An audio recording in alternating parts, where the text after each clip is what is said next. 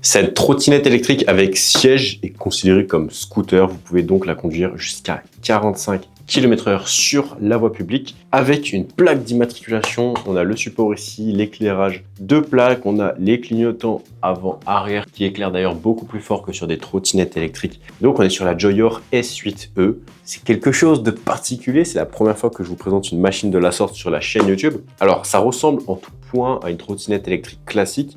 La seule chose qu'on va avoir de plus, c'est un siège, chose qu'on trouve parfois d'ailleurs sur les trottinettes électriques. Mais sa vraie particularité, on va dire, ça va être son support de plaque. Ses clignotants, son feu arrière qui, on le voit, sont beaucoup plus dans un standard de scooter électrique. Et aussi, on a une carte grise sur ce véhicule avec toutes les informations qui sont renseignées à propos du véhicule. Donc c'est un véhicule monoplace électrique, on a le nom de la marque, le nom du modèle, on a sa puissance, sa vitesse maximale, on a vraiment tout sur la carte grise et c'est très intéressant, on peut le conduire comme un scooter 50 cm3 alors que visuellement on est sur une trottinette électrique.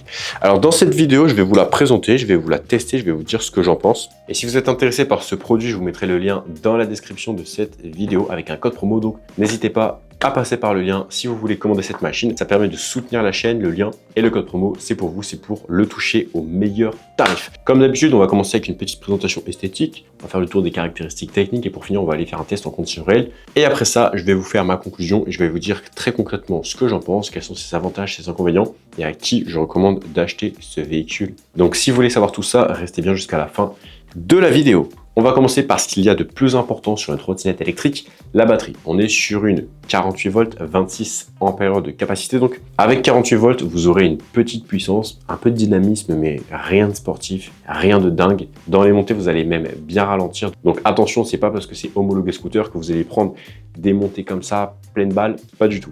Ça reste une trottinette électrique, donc 48 volts avec une puissance pas la plus faible, mais qui reste assez modérée. Et 26 ampères de capacité, ça vous donnera quand même pas mal d'autonomie. On sera aux alentours des 80 km. Ça, c'est la théorie. En conditions réelles, vous serez plutôt aux alentours des 40 si vous pesez 80 kg et que vous roulez toujours au max. Là, vous pouvez rouler débridé. En tout cas, vous pouvez rouler jusqu'à 45 km/h avec cette machine. On a des suspensions à l'avant, des suspensions à l'arrière, des roues de 10 pouces avec des pneus semi-off-road. On a quand même des crampons non négligeables, hein. C'est du semi-off-road. Particulier comme choix, je trouve, sur une trottinette qui est censée être homologuée et pouvoir conduire sur route, d'avoir du off-road, parce que quand on est plaqué, on peut plus aller dans la forêt. Donc un petit peu étrange comme choix, mais pourquoi pas. On a une charge maximale autorisée de 120 kg et on a un temps de recharge de 0 à 100% d'environ une dizaine d'heures. Le scooter pèse 28 kg. Ça se porte, hein, mais c'est pas si léger que ça. Alors oui, pour un scooter immatriculé 28 kg, c'est ridicule. Mais il n'est pas si facile à porter que ça non plus. En plus, le centre de gravité est beaucoup vers l'arrière parce qu'on a un monomoteur qui se trouve à l'arrière. Donc le centre de gravité n'est pas non plus des plus optimisés pour porter cette machine. On va descendre la bête et je vais vous montrer un petit peu ce que ça donne. Regardez un peu le style, regardez un petit peu l'élégance. Ouais, bon, c'est pas extraordinaire, hein. J'avoue qu'en termes de style, on a déjà vu mieux. Bon. On a un petit badge NFC qui permet de déverrouiller le scooter, c'est comme une clé. Donc voilà, et après, dès que vous accélérez, ça part. Vous êtes en mode 1, 15 km/h, le mode le moins puissant. Vous appuyez sur le petit bouton plus sur la partie gauche du guidon, sur le commodo. Et là, vous allez être bloqué à 30 km/h. Et le mode 3, vous accélérez à fond, et là, vous êtes bridé à 45 km/h tout pile. On a des freins à disque mécaniques à l'avant et à l'arrière, avec des disques de 120 mm. Je vous dirai comment ça freine plus tard dans les tests. Ensuite, on a les petits commodos sur la gauche. Donc, commodo, clignotant gauche, clignotant droit. Heureusement, ça fait pas un bruit horrible. Ça fait pas de bruit, c'est cool. Vous avez le petit commodo aussi pour allumer ou éteindre les feux. Donc voilà, hop. Là, on sent vraiment qu'on est sur un calibre, en termes d'éclairage, beaucoup plus type scooter que trottinette. On a beaucoup plus de lumens, des couleurs vraiment vives. On a du orange pour les clignotants, du beau orange bien puissant. Pour le feu stop, on a du rouge pareil qui lui aussi est puissant et qui s'éclaire plus fort lorsque vous freinez. Et pour le klaxon, alors ça je m'y attendais pas, mais ça klaxonne comme un vrai scooter. Enfin, ça pète les oreilles. Donc ça, c'est positif aussi pour interagir avec les autres usagers sur la voie publique. Sur l'écran central, vous avez différentes informations, le kilométrage de votre trajet, vous avez le voltage de la batterie, vous avez la durée de votre trip, le kilométrage total du véhicule et encore quelques autres informations. Sur l'écran, vous avez aussi la vitesse dans laquelle vous roulez. Vous avez le témoin lumineux pour le clignotant que vous pouvez désactiver en appuyant sur le même bouton que celui que vous avez utilisé pour le déclencher. Vous avez le pourcentage de votre batterie. Alors attention, parce que les trottinettes et en général les engins de mobilité électrique, quand on accélère fort, ça se vide. Après, quand on décélère, ça se remplit. C'est comme ça des va-et-vient. Donc attention sur les premières utilisations pour bien connaître votre autonomie est réelle. Allez-y progressivement pour pas vous retrouver en panne d'électricité, ce qui peut être problématique, ça m'est déjà arrivé plus d'une fois. Donc voilà un petit peu la machine, c'est homologué tel un scooter. Donc si vous pouvez conduire un petit scooter 50 cm3,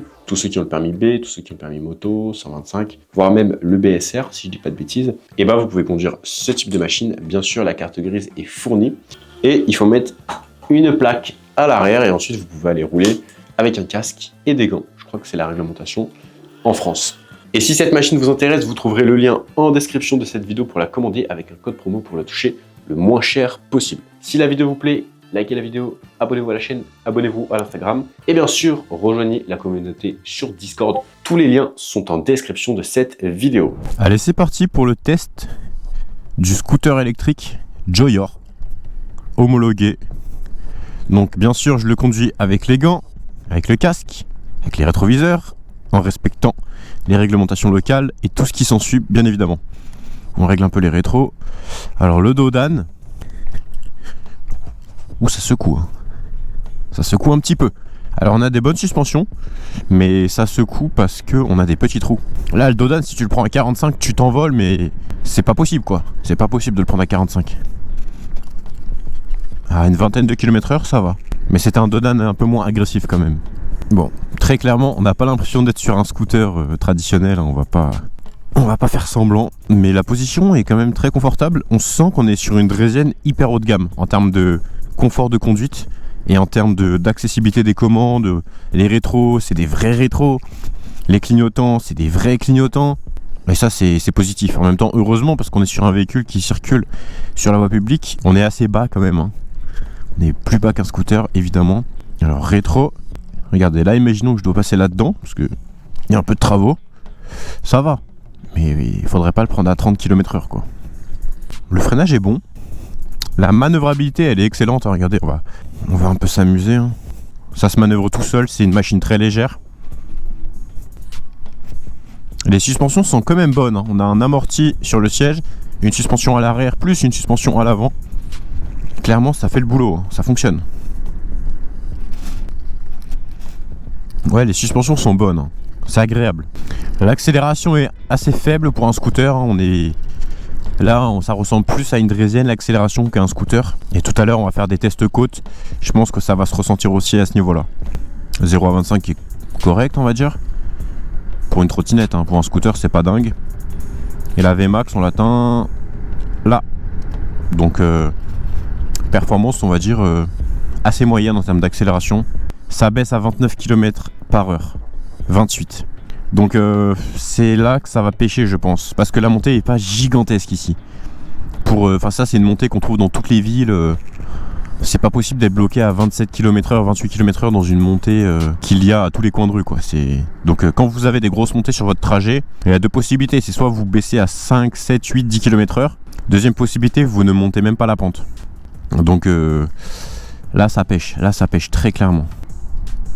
Regardez, je vais faire un départ arrêté dans la côte. Je vais allumer les feux. Regardez, là on est au milieu de la côte. On est dans une côte traditionnelle, hein. Il n'y a rien d'exceptionnel. Pour un scooter, pour une voiture, ça c'est pas un problème, c'est pas une question, quoi. Voilà. Donc imaginez s'il y a des voitures derrière moi là. Là je me fais klaxonner, je suis fini là. Si c'est une voie unique et qu'il y a des voitures derrière moi, je suis fini. Là je suis à 20 km/h. 22. 23. Et là je suis sur du plat, hein. Et là, on peut prendre un peu plus de vitesse. Les rétros sont très qualitatifs, hein. On est sur des rétros vraiment de scooter, c'est super agréable. Le klaxon, il est impressionnant. C'est un klaxon de vrai scooter. Ça klaxonne super fort. Là, même avec le casque et tout, je l'entends super fort. Ça envoie du décibel. Bon, pour l'instant, j'aime bien la machine, mais pour un scooter, je suis un peu déçu. Draisienne haut de gamme, oui. Ça, franchement, je suis plutôt content. Même si je trouve qu'elle manque quand même de puissance, même pour une draisienne haut de gamme, je parle bien sûr. Mais pour un scooter, non, je suis assez déçu. Hein. La puissance n'est pas au rendez-vous. Pour un scooter, il faut du 60 volts. Hein. Pour aller à 50 km/h, il faut du 60 volts. Minimum. Avec pas mal d'ampères au niveau du contrôleur. Hein. Voire même, il faudrait une draisienne bimoteur. Hein, parce que dans les montées, tu fais comment? C'est un choix qui est un peu étrange. Ils ont voulu homologuer une draisienne. Oui, ils ont réussi. Et ça peut être intéressant dans quelques situations. Pour vous dire, à une époque, je faisais du Uber Eats en trottinette électrique pour me faire mes premiers sous. Et je le faisais en G30. Segway. Et on aurait pu se dire qu'avec cette machine, j'aurais pu rouler à 45 km/h légalement, avec une plaque et tout ce qui s'ensuit. Le problème, c'est que on n'a pas tellement plus de puissance que dans une G30. Hein. Alors oui, on en a un peu plus quand même. Faut pas exagérer. Mais c'est pas le jour et la nuit, quoi. Dans les montées, on bloque. On est un peu ridicule dans les montées, quoi. Avec une G30 comme avec cette machine. Donc j'ai envie de dire, l'homologation n'apporte en réalité pas grand chose, si ce n'est une plaque, des clignotants, tout un cahier des charges bien sûr, des rétros, aussi le fait de pouvoir rouler légalement à 45 km/h sur la voie publique. Alors si vous avez que du plat dans votre ville, ouais, ça peut être intéressant. Ça peut être intéressant parce que si vous faites vraiment que du plat en monoplace et que vous aimez la machine et que vous voulez ce type de machine, oui c'est cool. Ça coûte pas cher comparé à un scooter. Et tu peux faire pas mal de déplacements quand même avec cette machine, ça c'est bien. Quand on voit le prix, on peut se dire bon pourquoi pas. Mais j'ai envie de dire que je partirais quand même sur un scooter biplace en rajoutant un peu d'argent. Moi c'est pas une machine qui m'a séduit. Pour l'instant ça me séduit pas. Même si oui elle a des choses intéressantes hein, comparé à des draisiennes classiques. En même temps vu le prix, heureusement qu'elle est quand même plus haut de gamme. Mais pour le moment je suis pas conquis, hein, je suis pas séduit. Regardez là, 30 km/h dans une montée. Alors que j'avais pris de l'élan. Non, c'est pas possible ça. C'est pas possible. La montée est pas diabolique. Dans une montée diabolique, pourquoi pas? Et encore, c'est dangereux. Mais ici, c'est une montée qu'on croise à tous les coins de rue. Alors, est-ce qu'on a un frein moteur? Je sens que je prends de la vitesse, mais... Ouais. Là, je suis à plus de 50. Donc, le frein moteur, attention, il n'y en a pas. Et donc, vous pouvez vite grimper en vitesse, quoi. Donc, faites attention. Parce qu'on est quand même sur des freins à disque mécaniques. Type vélo, donc voilà. Après les vélos peuvent aller à 45 hein, sans souci, voire plus dans les descentes. Mais voilà, faut pas rouler à 90 avec ça, parce que si tu prends une gigapente, il y a moyen que tu tapes les 70 km/h, voire plus. Vous voyez, 24, 25 km/h dans la montée, non, pour moi c'est pas possible. C'est dommage, mais c'est pas possible. Cette machine, elle aurait dû être en bimoteur 52 volts. Voilà, là ça aurait été bien. Comme ça, on pète pas trop le budget non plus. On reste entre guillemets raisonnable. Mais si tu me l'avais mis en bimoteur 52 volts, style Q-Kirin G2 Master avec un siège, ou Q-Kirin G3 Pro avec un siège, là ouais. Tu me la brides à 45 ou 50 km/h, là oui, là j'aurais validé, j'aurais dit bon. C'est une machine originale, hein. Moi c'est pas le genre de machine avec laquelle j'ai envie de me déplacer au quotidien. Quand je vois la forme du truc, c'est pas la machine dont je rêve quoi. Mais ouais, au moins ça aurait été cohérent et ça aurait pas été trop dangereux quoi. Je vais essayer de conduire un peu debout.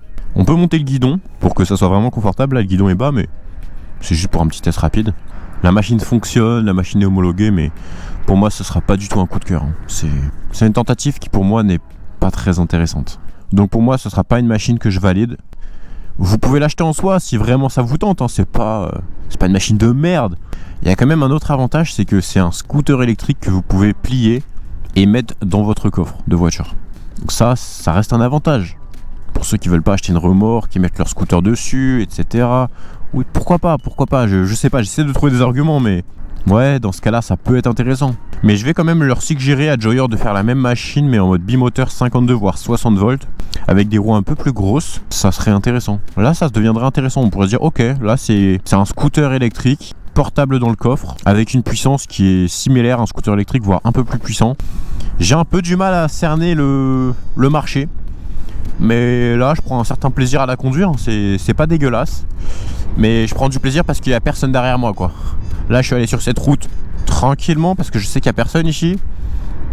C'est pas une machine que j'ai envie de tester en pleine ville. Avec une voiture devant, une voiture derrière, des scooters qui me doublent et qui me klaxonnent. Non, là je teste ça tranquillement sur une route fermée. On se prend pas la tête, hein, on prend pas de risque inutile, c'est pas la peine. Hein. Pour moi c'est pas la peine. On va faire un test freinage là à la ligne. On était à 38 km/h. Bon, le sol est humide. Je pèse 80 kg. 1, 2, 3, 4, 5. Donc entre 40 km/h et 0, on est sur du environ 5 mètres. Les commodos aussi, ils sont pas mal. On n'est pas sur des commodos de scooter encore, mais ça s'améliore, c'est pas mal. Les poignées aussi, c'est pas mal, elles sont confortables. Les freins, ils freinent quand même bien pour du mécanique, c'est bien. C'est pas les meilleurs freins du monde, mais c'est bien. C'est suffisant. Donc voilà, j'essaye aussi de relever le positif pour vous faire un retour global. Là, le câble en bas à droite, ça c'est pas ouf parce que regardez, moi je suis sur du 45, je mets mes pieds normalement et j'ai le pied dessus. Donc ça, c'est un petit défaut aussi. Ça, faut y penser. Regardez, là, je suis obligé de mettre mes pieds en arrière pour pas mettre le pied sur le câble. Je suis quand même content d'avoir testé cette machine parce que moi, je suis là pour vraiment découvrir un maximum de modèles. J'aime vraiment découvrir chaque modèle, chaque spécificité, chaque matériau, chaque technologie, chaque vision de la mobilité électrique. Ça, c'est une certaine vision de la mobilité électrique qui est pas la mienne, qui est pas ma préférée, que je trouve en fait optimisée pour à peu près personne. Mais j'aime découvrir tout ça parce que ça fait réfléchir. Ça permet d'apprendre des choses. Ça permet de réfléchir différemment, ça permet de comprendre des choses qu'on n'aurait pas forcément compris et ça permet de gagner en expérience. C'est vraiment un apprentissage incrémental, petit à petit, couche après couche, c'est un millefeuille de connaissances, mais c'est très intéressant. Si la machine vous intéresse, vous trouverez le lien dans la description pour la commander. Je vous mettrai aussi un code promo pour la toucher au meilleur tarif. Rejoignez-moi sur Instagram, Discord, abonnez-vous à la chaîne YouTube, likez cette vidéo. N'hésitez pas à télécharger la liste des meilleurs véhicules électriques du marché par gamme de prix et à regarder toutes mes vidéos guide d'achat. Tous les liens sont en description. Au revoir.